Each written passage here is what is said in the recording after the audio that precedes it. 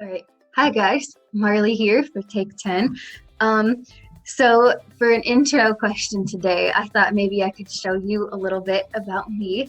So um, I have this bowl here. We got a lot of rocks in here. So collecting rocks is one of my favorite hobbies. I like that you could find them anywhere and that they all have different textures and stuff. So I would like you guys to just share, turn to your neighbor and just share with them what's something that you like to collect. Awesome. I really wish I could hear it because I know that you collect some pretty awesome stuff. Yeah. And then also, we got a special cameo from my. I told him he was going to be famous today, so we'll see. All right. Enough of that. Now we're going to begin with the lesson.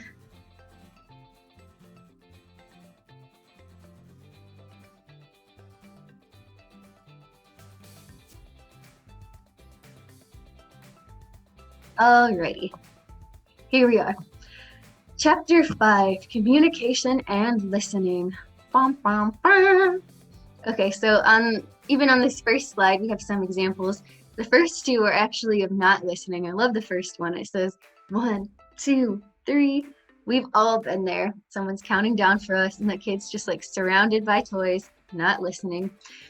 You guys are getting a little bit older, so 5th and 6th grade, perhaps it looks a little bit more like the second screen at this point, or the second picture.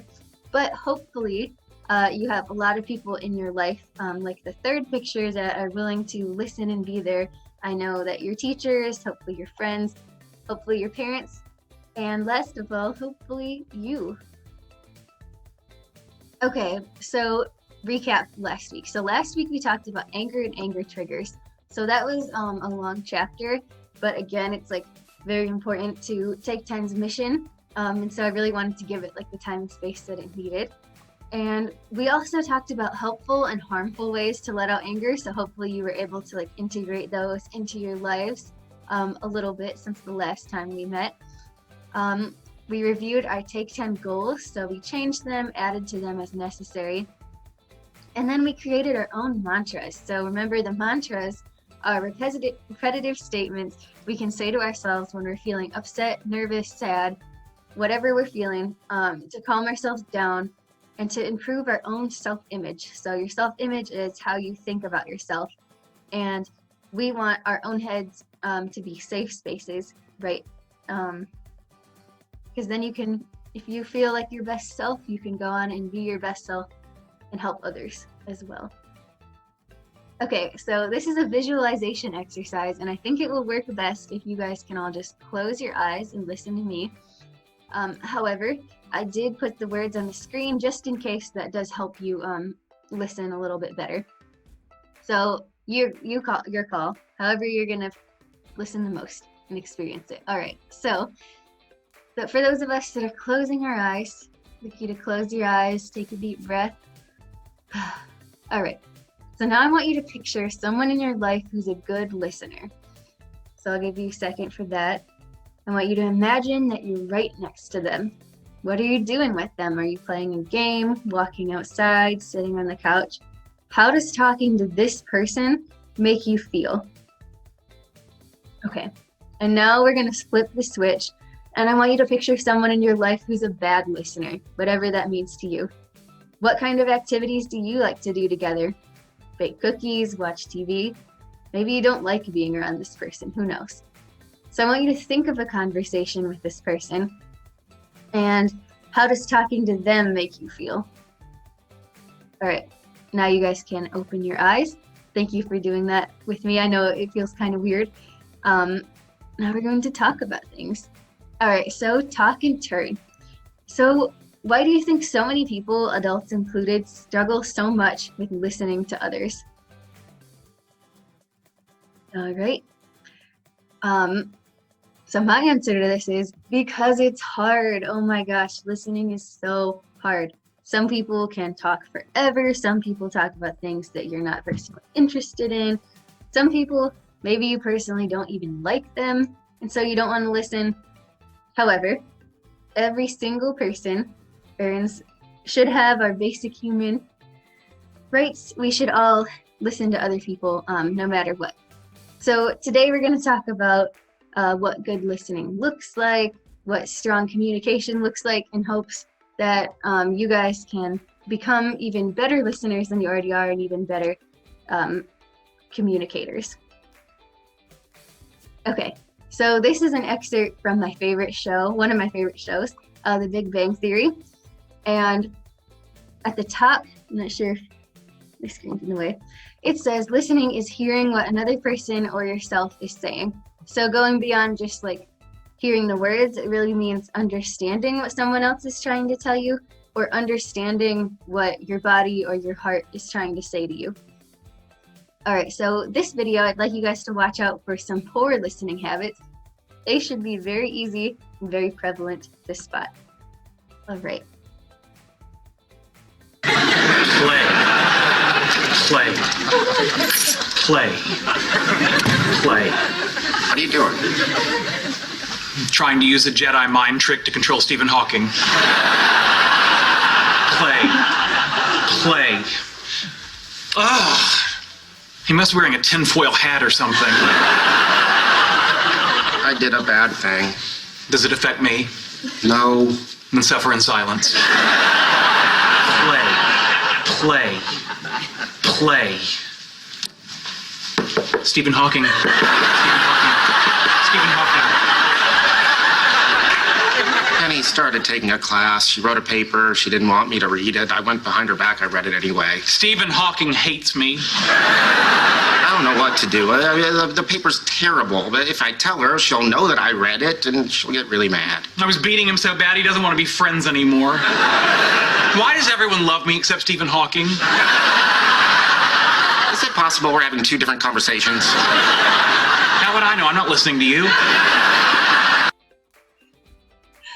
I love that. Okay, so hopefully you guys noticed a few habits that Sheldon was displaying that were not ideal for listening, right? So poor listening habits: distracted, changing the topic to personal interest, interrupting someone, and lack of empathy.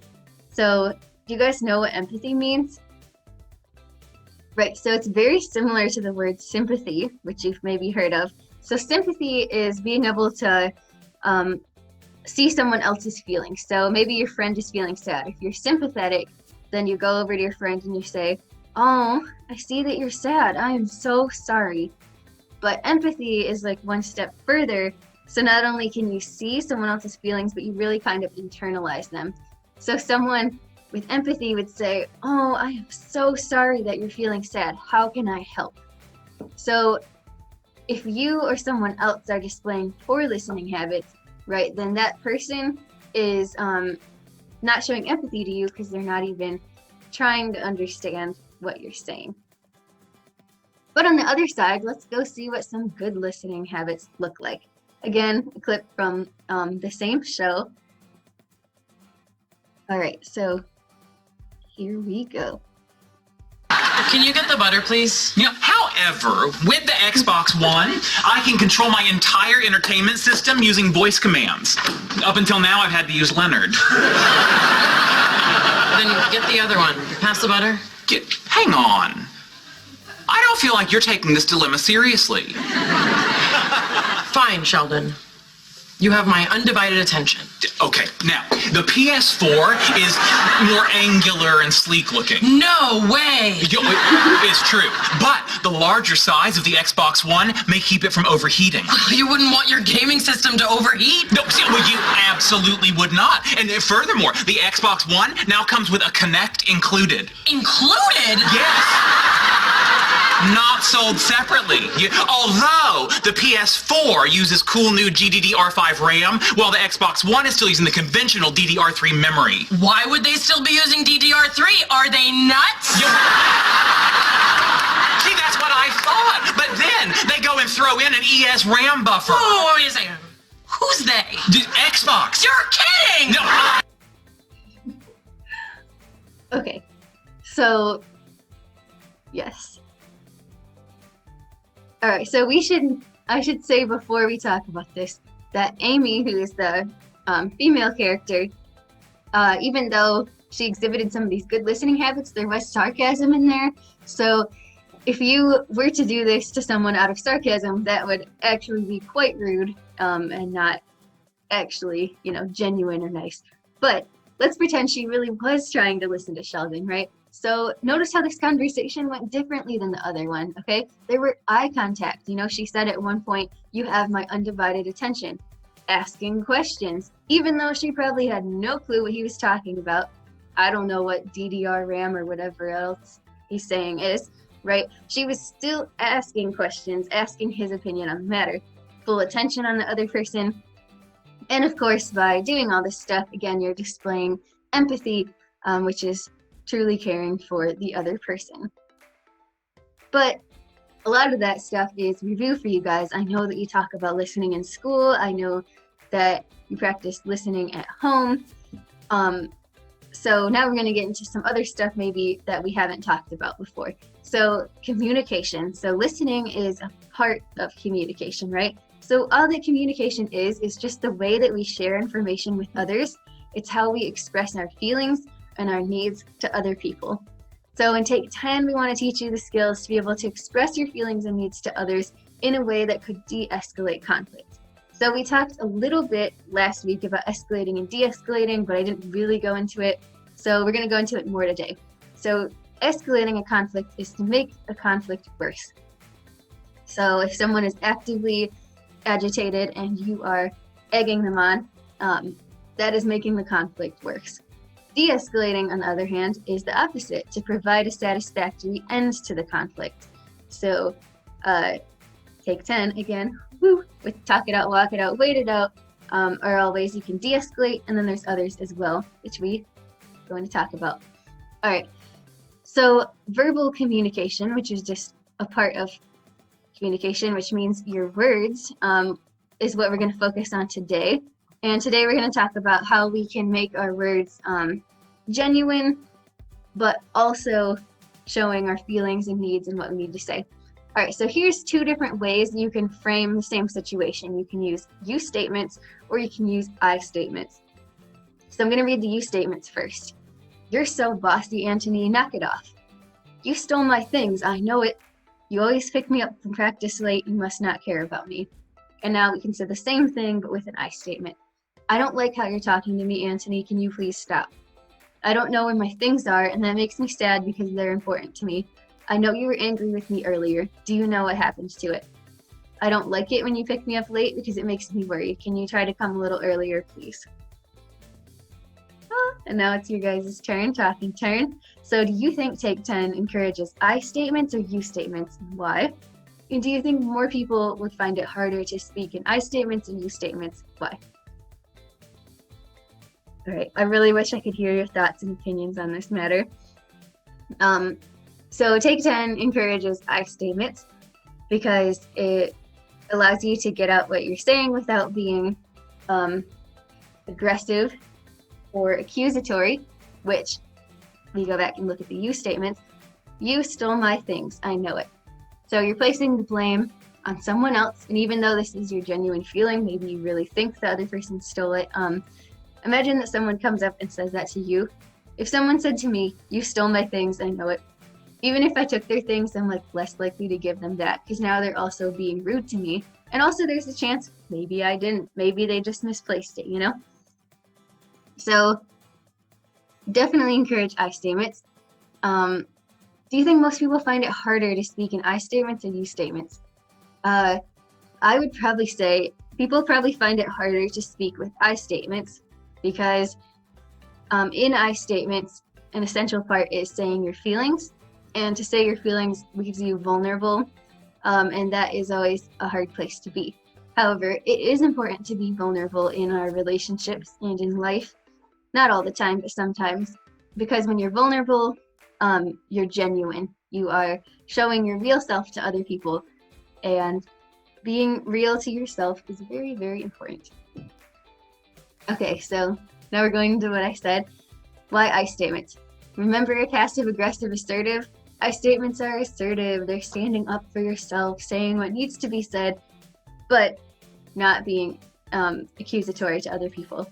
So here are the three essential parts to an I statement. All right, so first you need to identify your emotions, then you need to list your needs, and then offer an agreeable solution. So there's many forms, and we're gonna go over a few of them right now. Okay, so these are some examples. Example 1 and example 2, they're both different situations, but they're both different ways that you can word and include all the necessary information. So again, in both these examples, I have identified emotions, listed the needs, and then offered an agreeable solution. So here's the first one. It says, "Hey Curtis, I'm mad and I don't like it when you talk about me behind my back. I want the things that I tell you to stay between us. I'd like to talk it out, but I need some space first." And then the second one says, "I feel really sad when you don't include me because that's not how friends are supposed to treat each other. Can we play a game we all know the rules to instead?" You didn't think I would just have all the fun. All right, now it's your guys' turn. So now we have an I statement scenario. Here's the scenario. Bree's parents are getting divorced and Alexis, her best friend, knows this is a difficult time for her. Still, Bree has been extra rude to Alexis recently, cutting her off when she's talking and canceling plans at the last moment, etc. Alexis wants to stand up for herself, but she doesn't want to be mean. What should she say? All right, so this should take 2 to 5 minutes. Again, you can do this as a partner or a whole group. And again, remember to, so you're going to speak from Alexis's point of view. So include what are Alexis's emotions, what does she need, what could an agreeable solution between her and Bree be? Again, remember there's more than one answer. All right, awesome. So just something, all right, so here's an example of what it could sound like.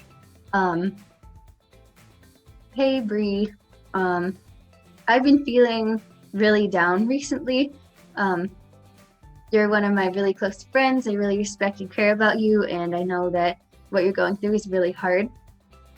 But I also need you to be a good friend to me. I just feel like we used to treat each other better, and now we're not, you know, etc., etc. And then offering an agreeable solution, you could say, I'm here for you, you know, if you need to talk about anything, talk it out. Alexis could say, I need some space right now, but I would definitely still want to be your friend. You know, there's a lot of things that could be said here. Okay, so for next week, we're going to be moving on. We're going to talk about problem solving and conflict. And I'd like you to think of a problem in your life and just brainstorm 3 different solutions. All right, see you next week. Bye.